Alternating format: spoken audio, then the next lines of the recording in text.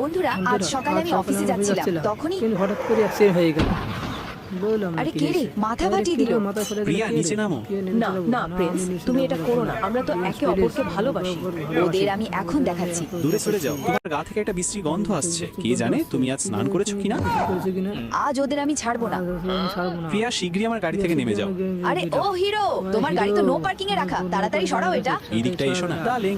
Darling চলে আসো, তোমার খুঁজতেছি। না। এটা কি আমি যাচ্ছি।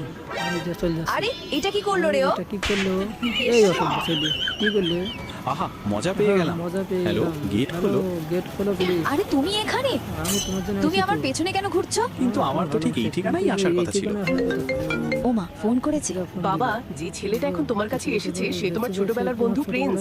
না মা, এটা কিভাবে সম্ভব? এটা প্রিন্স কিভাবে এত সম্ভব? বড় হয়ে গেছে, প্রিন্স এত এতটা বড় বদলে হয়েছে, গেছে। এতটা হ্যাঁ রে বদলে চিনি, গেছে। প্রিন্স এখন আরে যুবক চিনি, হয়েছে। যুবক তুইও তো হয়ে বড় গেছে। হয়ে গেছিস।